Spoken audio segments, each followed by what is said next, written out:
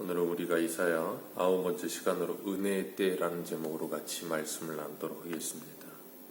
하나님께서는 이 세상에 천하의 범사에 기한이 있고 모든 것이 그 목적을 이룰 때가 있다라고 말씀하셨습니다. 태어날 때가 있으면 죽을 때가 있고, 사랑할 때가 있으면 싸울 때가 있고, 심을 때가 있으면 뽑을 때가 있고, 울 때가 있으면 웃을 때가 있다라고 말씀하십니다. 그렇게 하나님께서 하나님의 때에 모든 일들이 진행되어지게 하신다라고 말씀하시면서 우리가 어제 살펴보았던 49장 1절에 섬들아 내게 들으라, 그리고 먼 곳의 백성들아 귀를 기울이라 라고 말씀하셨어요. 그리고 그들이 하나님의 말씀을 듣고 오늘 본문의 말씀처럼 그들이 하나님께로 돌아오게 되기를 하나님께서 원하고 계십니다. 그래서 9절에 잡혀있던 자에게는 이르기를 나오라 하리라. 그들을 잡고 있던 이 먼 곳에서부터 섬들에게서 이 세상의 악한 영들이 그들을 붙들고 있는 그 모든 곳에서부터 하나님께서 그들을 나오게 하리라. 그들을 잡고 있고 누르고 있는 모든 악한 영들로부터 그들을 풀어주리라 하나님께서 말씀하십니다. 그래서 오늘 8절에 보면 그것을 은혜의 때 구원의 날이라고 하나님께서 말씀하세요. 하나님께서 하나님의 백성들을 그 은혜 때의 구원의 날에 하나님의 백성의 언약을 삼으셔서 그 백성을 일으키시고 그들을 보호하시며 그들을 하나님께서 지키시겠다라고 말씀하십니다. 그리고 황무하였던 땅을 그들에게 기업으로 주리라.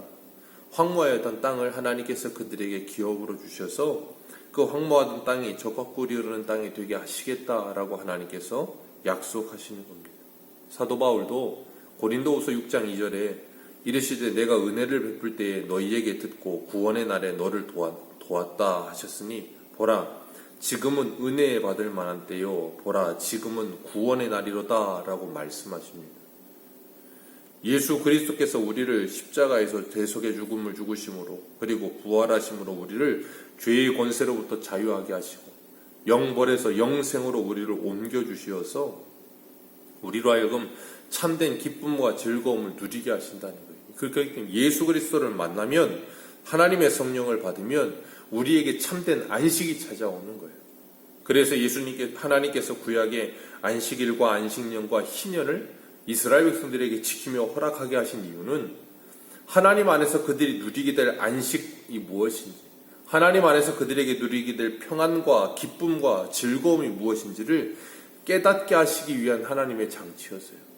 그런 것처럼 신약을 살고 있는 우리들에게도 하나님의 성령이 임하면 우리를 누르고 있는 모든 것들로부터 우리가 떠나가게 되는 겁니다. 예수 그리스도를 만나고 하나님을 믿어야 되는 거예요. 그러기 전에는 그런 역사가 일어나질 않아요. 그러나 예수 그리스도를 믿고 하나님의 성령을 받으면 역사가 일어나는 겁니다. 우리 안에 영이 바뀌는 거예요. 악한 영이 떠나가고 성령이 우리 안에서 주인 되어 주시는 거예요. 그래서 우리의 인생의 변화가 일어나는 겁니다. 그렇기 때문에 오늘날에도 예수를 만나면 이적이 일어나는 거예요. 세상에서 가장 큰 이적이 뭡니까? 사람이 변하는 거예요. 사람이 변하는 거예요. 절대 변하지 않을 것 같은 그 사람이 변화가 일어나는 거예요. 어떻게 일어납니까? 그 안에 영이 바뀌기 때문에 그래요. 우리 주일 저녁에도 요한일서의 말씀을 나눈 것처럼 미혹의 영이 아니라 진리의 영이 그 안을 사로잡는 거예요. 그러게 될 때 우리는 거룩하게 변화되어져 가게 될 줄로 믿습니다. 하나님께서 우리를 그렇게 만들어 주시겠다라고 약속하시는 거예요. 그래서 우리를 그동안 우리가 그동안 주인 삼고 살던 모든 것에서부터 우리를 자유하게 하십니다. 그래서 9절에 잡혀있던 자들, 흑암에 있는 자들을 거기에서부터 나오게 하리라. 누구에게 나와요? 하나님께 나오게 하시겠다는 거예요. 빛으로 나오게 하시겠다는 거예요. 그래서 우리가 어제도 말씀을 나눴던 것처럼 하나님께서 그 모든 잡혀있고 흑암 가운데 있던 인생들을 나오게 하셔서 이방의 빛을 삼으셔서 하나님의 영광이 되게 하시겠다라고 말씀하셨고, 주일 오전에도 그래서 하나님께서 그 앞을 보지 못하는 맹인들을, 그리고 듣지 못하는 그 귀머거리와 말하지 못하는 그들을 주님께서 고치시는 거예요. 그게 뭐예요?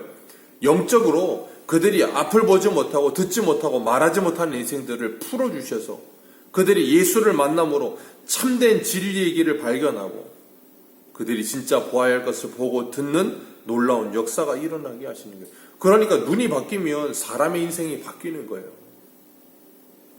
내가 추구하던 것이 바뀌는 거예요.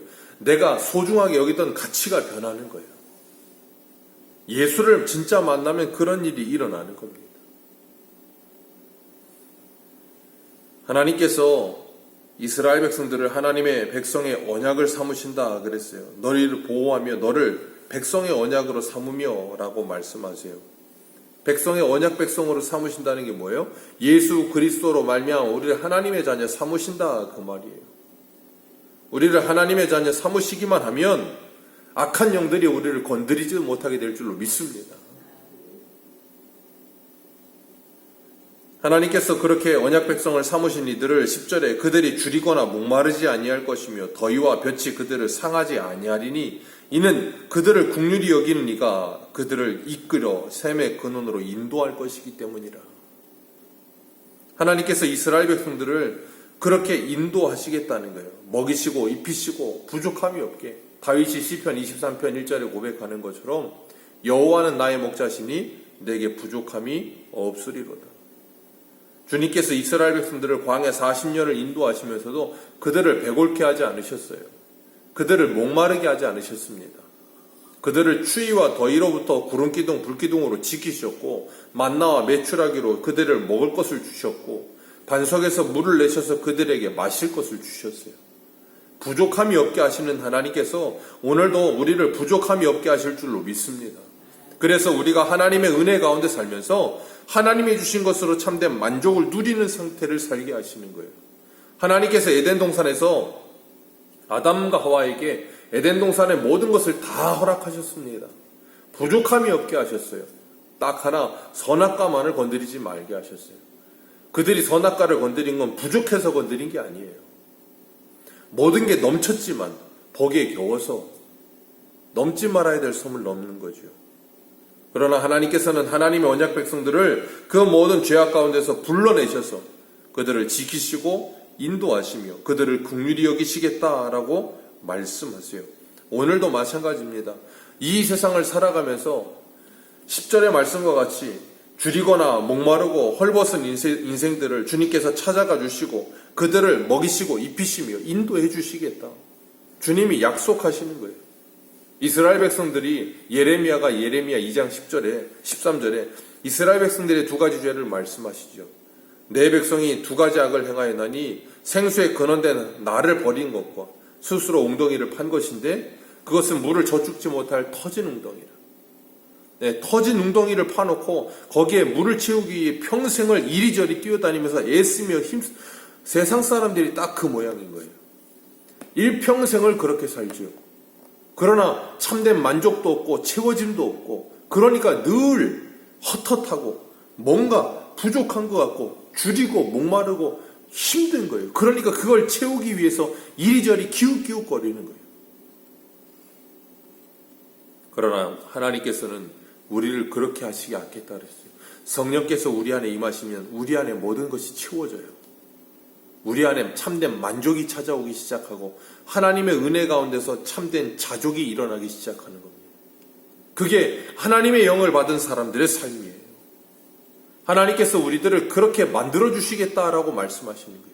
그렇기 때문에 우리가 이 땅 가운데서 터진 웅덩이를 가지고 그걸 채워보기 위해서 평생을 애를 쓰다가 지치고 고나여 괴로움 가운데 있는 인생들이 주님을 찾는 거예요.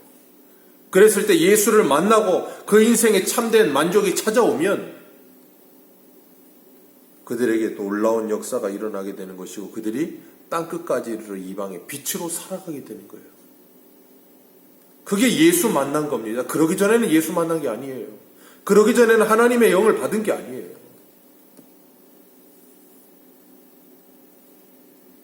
하나님께서 11절 말씀 우리 같이 한번 읽겠습니다. 시작. 내가 나의 모든 산을 길로 삼고 나의 대로를 도두리니. 아멘. 모든 산을 길로 삼고 모든 대로를 도두리라. 주님께서 이사야 40장에서도 내 백성을 위로하라 하시면서 주님 오실 길을 내라 하시면서 준비하라 그러시면서 모든 골짜기를 메우며 모든 산을 낮추어 평지가 되게 하리라 그러셨어요. 평지가 되어 대로가 되게 하리라 그러신 것처럼 하나님께서 하나님의 백성들이 가야 할 길을 그렇게 만드시겠다라고 말씀하시는 거예요. 모든 것을 다 평탄하게 하시리라. 모든 장애물을 채우시리라 라고 말씀하시는 거예요. 하나님께서 우리들에게 하나님의 백성들로서 우리가 가야 할 모든 길 가운데 장애물이 없게 하시고 모든 높은 산이나 모든 골짜기가 없게 하시겠다라고 말씀하세요. 그 말은 뭐냐면 장애물이나 모든 골짜기나 모든 산이 아예 사라진다는 말이 아니에요. 그게 더 이상 나에게 산이 되거나 골짜기가 되거나 아니면 장애물이 되지 않게 하시겠다는 말인 거예요.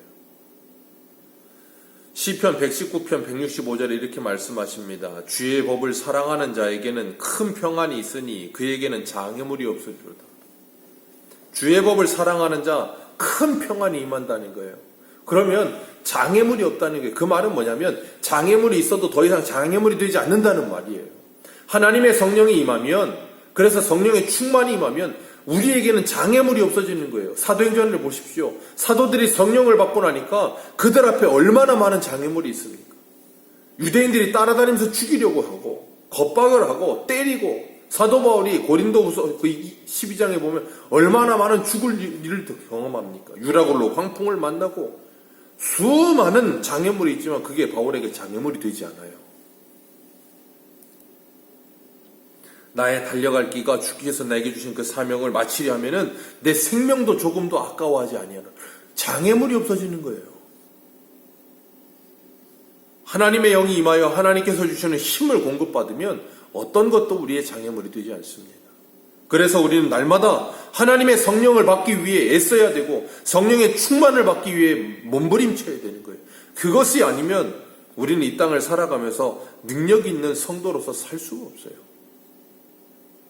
마치 다윗 시대에 골리앗이 온 이스라엘 백성들 앞에, 이스라엘 군대 앞에 장애물이었지만 하나님을 의지하고 하나님의 은혜 가운데 있던 다윗에게는 골리앗은 장애물이 아니었어요.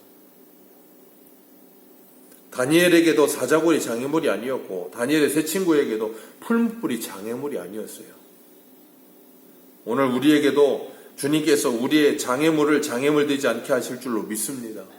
우리가 이 아침에 하나님께 기도할 때 하나님께서 우리에게 하나님의 영을 부어주시어서 성령의 충만함을 주시어서 더 이상 장애물 안 되게 하세요. 우리가 성령의 충만을 구해야 될 줄로 믿습니다. 오늘 아침에도 하나님께서 12절 말씀에 이렇게 말씀하세요. 어떤 사람은 먼 곳에서, 어떤 사람은 북쪽에서, 어떤 사람은 서쪽에서, 어떤 사람은 신임 땅에서, 하나님께서 이 땅에 동서남북 어디에서든 하나님의 백성들을 불러내시겠다는 거예요. 그들을 잡고 있는 자들에게, 그 흑암 가운데 있는 자들에게 놓아주라 하시면서 불러내시겠다는 거예요. 그래서 하나님께 모여들어서 그들이 하나님께 예배하며 하나님의 영을 받으며 하나님의 성령의 충만을 받아 이 땅을 살아가면서 장애물이 없는 삶을 살게끔 하시겠다라고 말씀하시는 거예요. 오늘도 우리가 이 아침에 하나님의 은혜를 받아 이 하루를 시작하시면서 오늘 하루도 우리를 막는 장애물을 뛰어넘으며 그리고 우리 주변에 잡혀있는 자들, 온갖 악한 영들에 잡혀있고 온갖 음란한 영들에 잡혀있고 온갖 죄악된 영들에 잡혀있는 자들을 거기서 끌어내며 흑암 가운데 잡혀있는 자들을 거기서 나오게 하며 그들이 하나님의 말씀의 위로를 받고 그 은혜의 때 구원의 날에 하나님의 도우심을 받아 그들에게 하나님의 성령을 받아 그들의 인생 가운데 모든 장애물이 사라지게 되는 놀라운 은혜가 경험되어지는 삶을 살도록 돕는 하나님의 사람들로 서시기를 주님의 이름으로 축복합니다. 기도하겠습니다.